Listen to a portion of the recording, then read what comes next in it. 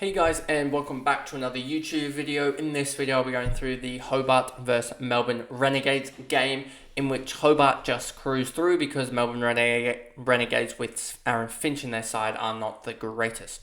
So before we get into this video, remember to like and subscribe, turn the notification bell on so you know when I upload, and let's get into the recap. So this one will be another short recap, as you know, it wasn't the greatest game all round, as the bowlers really struggled in this game. So it seemed, I know that this is going to happen in the end because bowlers are all going to score more in the end. But we've had just 3 or 4 early games this year where bowlers have just absolutely been dominated, basically.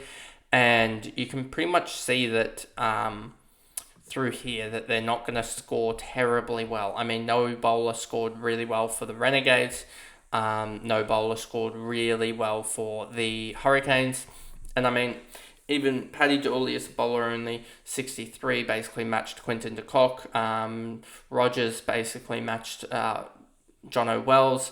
Then you had Nathan Ellis basically match Joe Clark, and Richo basically matched Aaron Finch. So you can see here that the bowlers would have lost this matchup by probably, I'm going to say, another 120, 140. So again, another matchup where they're totally dominated by the bat. And yeah, so we'll quickly go through it. Joe Clark, 38 off 25, 152 strike rate, ended up getting a 58. Quinton de Kock ended up with the 38 as well, but a little bit quicker, so he got the 25 bonus to get to a 63. Fraser McGurk, first ball. And that's kind of when I knew that this round was just completely ruined, when Fraser McGurk pulled out the first ball. Well, I knew it after Bo Webster, but when Fraser McGurk and Quinton de Kock didn't do anything, basically, well, Quinton de Kock got 63, but Fraser McGurk getting a first ball, I just kind of knew. Maddo, 18 off 18. Aaron Finch, 31 off 28. Absolutely useless. Would have rathered, and I think everyone is saying the same thing, would have rathered Sutherland bat there. You know, you have Madison and Finch who just do absolutely nothing to help. And John O'Wells is literally doing his role to a T, 166 strike rate. And they were only going at like 8 runs and over from that point just because Aaron Finch was in. Madison, again, same sort of thing. They need to just be handing the keys over to Sutherland, drop Madison and drop Aaron Finch. I know Aaron Finch is actually out with back spasms for the next game, so that's probably a good thing, even though it probably means Shaun Marsh is in. But Shaun Marsh should be able to bat better than Aaron Finch, which is at least a positive for the Renegades. Meredith, 4 overs, 143, 2 wides, 10 dot balls, so he would have ended up, I believe, with a 28, or did we say, 28 for him.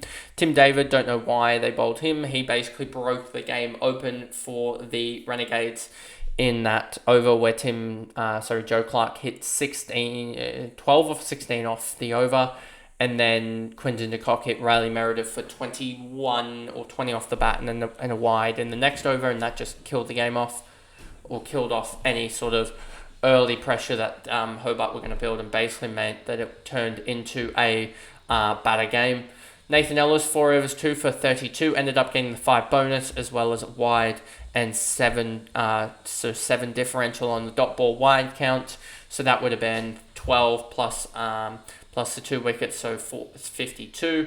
Chris Jordan didn't really help any owners out there that bought him because of his low break even. He got 3 plus any batting, which I don't think he batted, did he? No, so he only got 2. So for those who brought him in, which was, let's just check here, 2.8 thousand people, 2,800, 3.6% of the player base brought him in, and he really didn't do anything. Paddy Dooley broke everyone down with the Fraser McGurk and the Quinton de Kock dismissals, 2 for 32. So he ended up, I believe, on 54. If we look here, Paddy Dooley, 63, and he also got a catch off Fraser McGurk as well, the Quarton Bowl, to get to 63, and Corey Anderson, 1 over 5, got 2 points there. Then we moved to the batting, and Matthew Wade, 82 off 50. Yeah, about the only thing he did wrong was make Caleb Jeweler send that LBW appeal upstairs, which was plumb one of the worst LBW reviews I've ever seen, especially from a batting side. So he ended up 82 off 50, got 92 plus the 25 strike rate bonus. So he ended up a 117, I believe. 117. Mac Wright, 108 for his efforts after Caleb Jewell got a duck. LBW by Tom Rogers. Majib got a wicket of Matt Wright caught by the sub. And then you had Sam Hain caught for 14 off 16. He doesn't look the best T20 player, to be honest with you, at the moment, but that can change. Tim David, 12 off 8. He just finished the job. And Corey Anderson, 4 off 1. And so then we go to the bowlers for the Renegades. Another short video. This is going to be just because I want to get through it, because we got the Boxing Day test in about an hour's time. Tom Rogers, 2 for 32. He ended up on 50 odd. So it was basically a dead heat between him and also the likes of Quinton de Kock. Majid, 4 overs, 1 for 39. Ended up all right. There's just been some news out about him potentially having some issues in the future with his non-disclosure certificate or something. The one that Ralph and all those overseas guys get.